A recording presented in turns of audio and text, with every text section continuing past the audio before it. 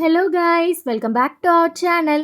என்னுடைய வீடியோ நீங்கள் first time பார்க்குறதா இருந்தால் சப்ஸ்கிரைப் பண்ணிக்கோங்க, ஆளுங்கிற பட்டனையும் கிளிக் பண்ணிக்கோங்க.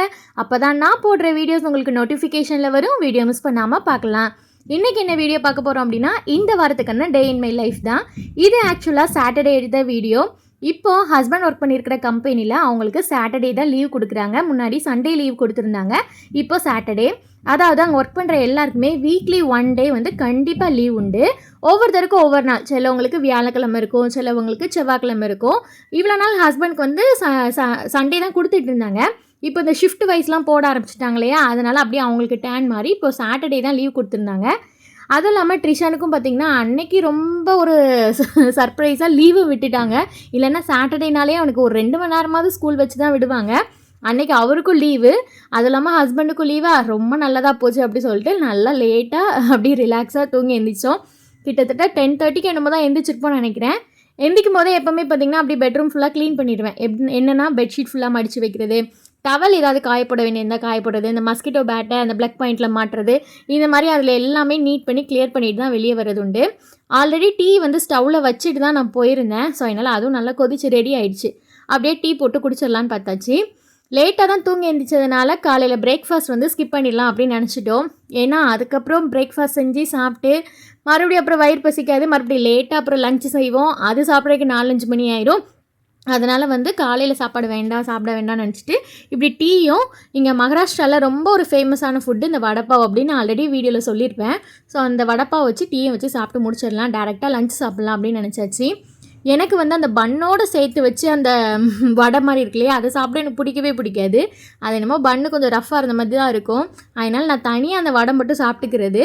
ஹஸ்பண்ட் தான் பார்த்திங்கன்னா அப்படியே அந்த பன்னோடு சேர்த்து சாப்பிடுவாங்க. ஸோ அப்படியே எல்லோரும் பேசிகிட்டே டீ குடிச்சிட்டு அந்த வடைப்பா வச்சு சாப்பிட்டாச்சு. கிருஷ்ணனுக்கு நிறைய பேர் வந்து டீ கொடுக்காதீங்க, அவனுக்கு வந்து பாலில் அப்புறம் பூஸ்ட் இந்த மாதிரி ஏதாவது ஒன்று கொடுங்க அப்படி சொல்லியிருந்தீங்க. எப்போவுமே அவனுக்கு நான் 3 வேளை பால் தான் கொடுப்பேன், சீனி கூட போட மாட்டேன், வெறும் பால் தான் அவர் குடிப்பார். ஆனால் வந்து நாங்கள் இப்படி டீ குடிக்கோம் இல்லையா, இந்த டைம் வந்து அவனுக்கு வேணும்னு சொல்லி கேட்பேன். அதனால் அந்த டம்ளரில் கொஞ்சமாக அவனுக்குன்னு கொடுக்குறது, அவ்வளோதான், அப்புறம் ரொம்ப கொடுக்குறது இல்லை.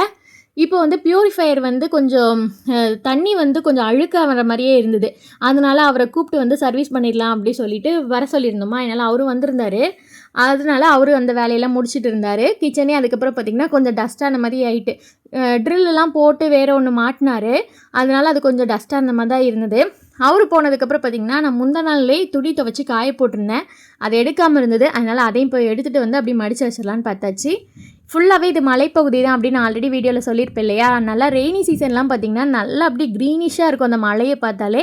இப்போ கொஞ்சம் வெயில் ஸ்டார்ட் ஆனதுனால ஃபுல்லாகவே அப்படி காஞ்ச மாதிரி இருக்குது. இல்லைனா அப்படியே நல்லா பச்சை பசேன்னு சூப்பராக இருக்குது பார்க்கவே. இப்போவே பார்க்குறதுக்கு நல்லா தான் இருக்குது. இன்னும் மழை பெஞ்சாலாம் பார்க்க ரொம்ப சூப்பராக இருக்கும். துணி எடுத்துகிட்டு எப்போவுமே கையோடய நான் மடிச்சே வச்சுருவேன். இல்லை இந்த சேரில் தூக்கி போடுறது, இல்லை கட்டில் அப்படியே கிடக்கிறது அப்படியே கிடையாது. எனக்கு என்னமோ அதை மடித்து அப்படி வச்சா தான் ஒரு நிம்மதியாக இருந்த மாதிரி இருக்கும். அதனால் கையோடையே மடிச்சிடுறது. மடிக்கிறது கூட பெரிய வேலையாக இருக்காது. ஆனால் அந்த தூக்கி அந்தந்த இடத்துல வைப்போமே, அதுதான் இன்னமும் எனக்கு கொஞ்சம் எரிச்சலாக இருந்த மாதிரி இருக்கும். ஆனாலும் சோம்பல் தனெல்லாம் பார்க்காம கடகடன்னு தூக்கி வச்சிடுறது. அதுக்கப்புறம் பார்த்திங்கன்னா வீடு பெருக்கிற ஒரு வேலை தான் இருந்தது. ஸோ அதனால் வீடையும் பெருக்கிட்டேன். எப்போவுமே எனக்கு சமையல் ஆரம்பிக்கிறதுக்கு முன்னாடி மற்ற எல்லா வேலையும் முடிச்சுட்டேன் அப்படின்னா தான் ஒரு ஃப்ரீயாக இருக்கும் அப்படி சொல்லிட்டு போன வீடியோலேயே நான் சொல்லியிருப்பேன். அப்படின்னா தான் ஒரு ஃப்ரீயாக சமைக்க முடியும். இல்லைனா ஐயோ நான் வீட்டை பெருக்கணும், துணியை மடித்து வைக்கணும், இந்த மாதிரி நிறைய குழப்பமாக மண்டையில் ஓடிட்டே இருக்கும்.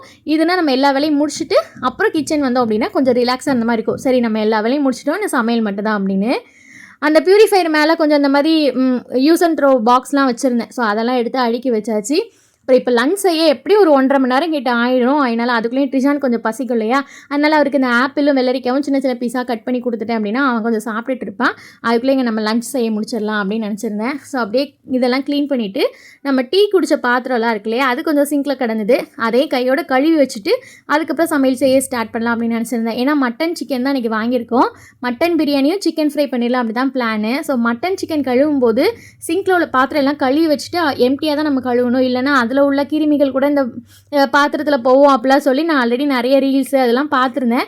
அதனால் பார்த்திங்கன்னா ஃபுல்லாகவே எல்லாமே கழுவி வச்சுட்டு மறுபடியும் லைட்டாக நீட் பண்ணிட்டோம் அப்படின்னா ஒரு ஃப்ரீயாக அந்த இடம் இருந்த மாதிரி இருக்கும்.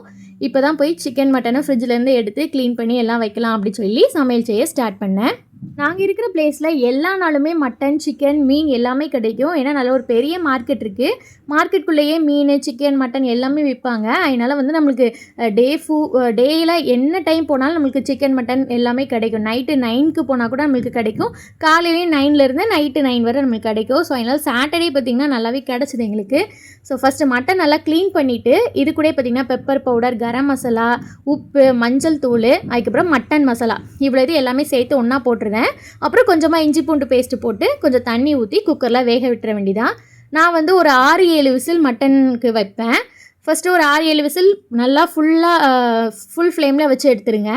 அதுக்கப்புறம் 2 விசில் மட்டும் சிம்மில் வச்சு எடுத்துருங்க. அப்படின்னா இன்னும் நல்லா வெந்துடும். ஸோ ஃபஸ்ட்டு 6 விசில் வந்து ஃபுல் ஃப்ளேமில் வச்சுக்கோங்க.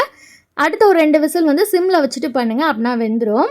அதுக்கப்புறம் நான் எப்போவுமே பார்த்திங்கன்னா நிறைய பேர் சமையல் பண்ணணும் அப்படின்னா வெங்காயம், தக்காளி என்னென்ன காய்கறி வேணுமோ அதெல்லாம் கட் பண்ணி வச்சுட்டு சமையல் பண்ணுவாங்க. ஒருவேளை அவங்களுக்கு அது ஈஸியாக இருக்கலாம், அப்படி கட் பண்ணி வச்சா கடகடன்னு அவங்க சமைச்சு முடிச்சிடலாம் அப்படின்ட்டு. ஆனால் எனக்கு வந்து எப்போவுமே சமையல் பண்ணிட்டு இருக்கும்போதே டக்கு டக்குன்னு கட் பண்ணி போட்டால் தான் கரெக்டாக இருந்த மாதிரி இருக்கும். இல்லை அப்படின்னா நம்ம காய்கறி கட் பண்ணுறதுக்கே ஒரு 1/2 அன் ஹவர் போன மாதிரி இருக்கும். அதனால் நான் எப்போவுமே வெங்காயம் போடுவேன். வெங்காயம் வதங்குறதுக்குள்ள அடுத்தது தக்காளி இங்கே வேகமாக கட் பண்ணி அப்படி தான் எப்போவுமே சமையல் பண்ணுறது. ஸோ ஃபஸ்ட்டு வந்து பிரியாணிக்கு இப்போ வந்து வெங்காயம் மட்டும் நான் கட் பண்ணி வச்சுக்குவேன் எப்போவுமே. அப்புறம் பாஸ்மதி ரைஸ் வந்து நான் ஊற போட்டிருந்தேன். உலக்கு இருக்கு இல்லையா, அதில் நான் ஒரு உலக்கு தான் எப்போவுமே சமைக்கிறது உண்டு. ஸோ அந்த ஒரு உலக்கு அதில் வச்சு இன்றைக்கி நான் உங்களுக்கு பிரியாணி செஞ்சு காமிக்கிறேன்.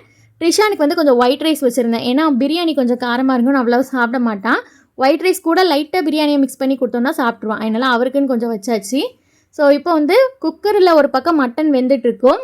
அது வெந்து அப்புறம் அதில் உள்ள ப்ரெஷர் ரிலீஸ் ஆகி அதுக்கப்புறம் மறுபடியும் நம்ம அந்த குக்கரில் உள்ளதெல்லாம் மறுபடியும் இன்னொரு பாத்திரத்தில் மாற்றி மறுபடியும் அதே குக்கரில் எண்ணெய் ஊற்றி இது பண்ணோம் அப்படின்னா இன்னும் டைம் எடுக்கும் நமக்கு. அதனால நான் என்ன பண்ணுவேன்னா எப்போவுமே குக்கர் ஒரு ஸ்டவ்வில் வச்சுருவேன். இன்னொரு கடாயில் பார்த்திங்கன்னா நம்ம வதக்கிறதுக்குள்ளே எல்லாமே அதில் வதங்கிடுவேன். அப்புறம் ரெண்டுமே ஒரே டைமில் நமக்கு முடிஞ்ச மாதிரி இருக்கும். ஃபஸ்ட்டு எண்ணெய் ஊற்றி பட்டை, கிராம்பு, ஏலக்காய் இது எல்லாமே போட்டுடலாம். அப்புறம் நான் கட் பண்ணியிருக்கிற 3 பெரிய சைஸ் வெங்காயம் போட்டிருக்கேன். வெங்காயம் வந்து லைட்டாக வதங்கணும் அப்படி இல்லாமல் நல்லாவே வதங்க விட்டுருங்க. நல்லா ப்ரௌன் கலரையும் தாண்டி ப்ரௌனுக்கும் பிளாக்குக்கும் இடையில ஒரு கலர் இருக்கும் இல்லையா, அந்த மாதிரி நல்லா வந்து முருக அதை வந்து ஃப்ரை பண்ணுங்க. அப்போ தான் பிரியாணிக்கு நல்ல ஒரு டேஸ்ட்டும் கொடுக்கும். வெங்காயம் வதங்குற அந்த கேப்பில் தான் ஃப்ரிட்ஜுக்குள்ளே போய் புதினா, கொத்தமல்லி எடுத்துகிட்டு வந்தேன். அதையும் கட் பண்ணி அப்படி க்ளீன் பண்ணி வச்சு அதையும் சேர்த்துட்டேன். அது கூட 2 பச்சை மிளகா சேர்த்தேன். அதுக்கப்புறம் மசாலாவுக்கு பார்த்திங்கன்னா கொஞ்சம் மட்டன் மசாலா மட்டும் சேர்த்துட்டேன். ஏன்னா நான் மறுபடியும் வத்தல் பொடி சேர்க்கலை. ஏன்னா காரமாக இருக்கும், நம்ம மிளகா போட்டிருக்கோம் இல்லையா, அதனால் காரமாக இருக்கும் சொல்லி வத்தல் பொடி சேர்க்க மாட்டேன். மட்டன் மசாலாலே ஆல்ரெடி காரம் இருக்கும். அது போக மட்டன் வேக வைக்கும் போது நம்ம பெப்பர் பவுடர், கரம் மசாலா எல்லாமே போட்டிருக்கோம். வத்தல் அதிகமாகிட்டு ஒருவேளை உரைப்பு அதிகமாகிட்டுனா பிரியாணி அதிகமாக நம்மளால் சாப்பிட முடியாது. அதனால் அது மட்டும் போட மாட்டேன். மட்டன் மசாலா மட்டும்தான் போட்டிருக்கேன். அதுக்கப்புறம் கொஞ்சம் தயிர் சேர்த்து இஞ்சி பூண்டு பேஸ்ட்டு அதெல்லாம் சேர்த்து நல்லா மிக்ஸ் பண்ணிவிட்டு ஃபைனலாக தான் நம்ம தக்காளி சேர்க்கணும். எனக்கு வந்து தக்காளி இங்கே வந்து ஆப்பிள் தக்காளி தான் கிடைக்கும். அது அப்படியே ஒரு மாதிரி காயாக இருந்த மாதிரி தான் இருக்குமா, பழுத்த மாதிரியே இருக்காது. அதனால் எனக்கு அது அந்த இதை குட்டி குட்டியாக ரொம்ப தக்காளி குட்டி குட்டியாக தான் கட் பண்ணி போடுவேன். அப்படின்னா தான் சீக்கிரம் வேகும் அப்படிங்கிறதுனால. அது வந்து டைமும் எடுக்கும் வதங்குறதுக்கு. அதனால் அந்த வதங்குற கேப்பில் பார்த்திங்கன்னா சிக்கனை க்ளீன் பண்ணி அதுக்கு என்னென்ன மசாலாலாம் போடணுமோ போட்டு மிக்ஸ் பண்ணி வச்சுட்டேன். இப்போ இங்கே வதங்கிட்டு இருக்கிற இந்த கேப்புக்குள்ளே பார்த்திங்கன்னா நம்மளுக்கு மட்டன் அங்கே ரெடி ஆயிடுச்சு. ப்ரெஷர்லாம் போயிடுச்சு. மட்டனை மட்டும் தூக்கி இந்த கடாயில் போட்டு இதை நல்லா மிக்ஸ் பண்ணிக்கோங்க. வெங்காயம், தக்காளிலாம் போட்டிருந்தேன் இல்லையா, அது கூட மிக்ஸ் பண்ணிவிட்டு நம்மளுக்கு தண்ணி அளவு செக் பண்ணி தான் ஊற்றணும். அதனால தான் நான் மட்டன் தண்ணியை அப்படியே மறுபடியும் அந்த உலக்கில் மாற்றிட்டேன். மீதி உள்ள மட்டனை மட்டும் போட்டுட்டு அப்புறம் ஃபைனலாக நான் குக்கரில் எல்லாத்தையும் மாற்றிட்டேன். இப்போ தண்ணி அளந்து நான் ஊற்றுனேன். ஒரு உலக்கு நான் எடுத்திருந்தேன் இல்லையா, அதுக்கு கரெக்டாக 1.5 உலக்கு வந்து நான் தண்ணி ஊற்றினேன். கொஞ்சம் மட்டன் தண்ணி வந்து 3/4 அளவு இருந்தது. மீதி 3/4க்கு நான் நார்மலாக உள்ள தண்ணி தான் யூஸ் பண்ணேன். அதை ஊற்றிட்டு ஃபைனலாக கொஞ்சம் கொத்தமல்லி, உப்பு, லெமன் போட்டுக்கோங்க. ஏன்னா தயிரில் அந்தளவுக்கு புளிப்பு எனக்கு இருந்த மாதிரி இருக்கா, அதனால் நான் லெமன் நிறையா சேர்த்துக்குவேன். ஃபைனலாக கொஞ்சம் நெய் போட்டு உப்பெல்லாம் கரெக்டாக இருக்கா, கொத்தமல்லி எல்லாம் போட்டு நம்ம மூடி வச்சிடலாம். கரெக்டாக 2 விசில் தான், ஃபுல் ஃப்ளேமில் வச்சு 2 விசில் தான், அவ்வளோதான். அது முடியும். அதுக்குள்ளேயும் பார்த்திங்கன்னா நம்ம சிக்கனை ஃப்ரை பண்ணிடலாம் அப்படி சொல்லிட்டு சிக்கனுக்கும் ஃப்ரை பண்ணுறதுக்கு போட்டாச்சு. ஸோ ஒரு சைடு சிக்கன் ஃப்ரை ஆகிட்டு இன்னொரு சைடு குக்கரில் விசில் 2 விசிலுங்கும் போது நம்மளுக்கு டக்குன்னு வந்துடும். அதுக்கப்புறம் ஆஃப் பண்ணிவிட்டு ஒரே ஒரு சீக்ரெட் என்ன அப்படின்னா, அந்த ஸ்டவ்வில் இருந்து குக்கரை எடுக்கவே எடுக்காதீங்க. அப்படி ஸ்டவ்லேயே வச்சுருங்க. ஏன்னா அதுவே ஒரு தம்மாக இருக்கும். ஏன்னா அவ்வளோ நேரம் ஸ்டவ் எரிஞ்சிருக்கு, கண்டிப்பாக அந்த இடம் ஹீட்டாக தான் இருக்கும். அதனால் நீங்கள் அப்படியே ஸ்டவ்லேயே வச்சிங்கன்னா இன்னும் கூட நமக்கு தண்ணியே இல்லாமல் நல்லா உதிரியாக வந்துடும். ஸோ அதனால் வந்து குக்கரை ஸ்டவ்லேருந்து எடுக்கவே எடுக்காதீங்க. விசில் வந்ததுக்கப்புறம் கூட எடுக்காதீங்க, அப்படியே வச்சுருங்க. அதுலேயே இருந்து அப்படியே ப்ரெஷர் ரிலீஸ் ஆகட்டும். இப்போ ஒரு சைடு சிக்கனும் ஃப்ரை ஆகிட்டு இருக்கு. நான் அதுக்குள்ளே இந்த சைடு ஃபுல்லாக க்ளீன் பண்ணி கொஞ்சம் பாத்திரம் சேர்ந்துருக்கும் இல்லையா, அதையுமே நல்லா க்ளீன் பண்ணி வச்சுட்டேன். இப்போ ஃபுல்லாக ப்ரெஷராக ரிலீஸ் ஆகி எல்லா வேலையும் முடிச்ச பிறகு தான் ஃபைனலாக நான் ஓப்பன் பண்ணுறேன். இப்போ பாருங்கள் எவ்வளோ உதிரியாக வந்திருக்கு அப்படின்னு. ஒரு சொட்டு கூட நம்மளுக்கு அந்த தண்ணியோ இல்லை அந்த பிசு பிசுன்னு இருக்கிறது அப்படி எதுவுமே இருக்காது. நல்லா உதிரியாக சூப்பராக வரும். டேஸ்ட்டுமே பார்த்திங்கன்னா ரொம்ப நல்லாயிருக்கும். மட்டனும் பார்த்திங்கன்னா நமக்கு நல்லா வெந்திருக்கும். இந்த மாதிரி ட்ரை பண்ணி பாருங்கள், கண்டிப்பாக உங்களுக்கு சூப்பராக வரும். So chicken fry, mutton biryani, அப்புறம் வெங்காயம் வந்து தயிர் வெங்காயம் போடுவோம் இல்லையா, தயிர் பச்சடி, அது வந்து தயிர் போட்டு இது பண்ணுறது என் ஹஸ்பண்டுக்கு பிடிக்காது. அதனால் வெறுமனையாக வெங்காயம் தான் எடுத்துக்குவாங்க. அதனால நானுமே அப்படி வெங்காயம் எடுத்துக்கிறது வெறுமனையாகவே. அப்புறம் குளிச்சுட்டு சாப்பிட்லான்னு பார்த்தா சரியான பசி, காலையிலையும் சாப்பிட்லையா, என்னால் பசி, சரி சாயங்காலம் குளிச்சிக்கலாம் அப்படின்னு சொல்லிட்டு ஃபஸ்ட்டு சாப்பாடு தான் முக்கியம் அப்படின்னு சொல்லிட்டு அதை சாப்பிட்டாச்சு. சாப்பிட்டுட்டு அப்புறம் சாயங்காலம் ஒரு 4 மணி போல் குளிச்சுட்டு மார்க்கெட் போகலாம் அப்படின்னு சொல்லிட்டு கிளம்பிட்டோம். ஏன்னா காலையில் லேட்டாக தானே தூங்கி எழுந்திரிச்சோம், அதனால் சாயங்காலம் தூங்குறது அப்படிங்கிறது இல்லை, ஏன்னா தூக்கம் வராது. ஸோ அதனால் வந்துட்டு அப்படியே குளிச்சுட்டு மார்க்கெட் சைட் கிளம்பியாச்சு. ஓகே கைஸ், வீடியோ பிடிச்சிருக்குன்னு நினைக்கிறேன். பிடிச்சிருந்துச்சுன்னா லைக் பண்ணுங்கள். பாய், டேக் கேர்.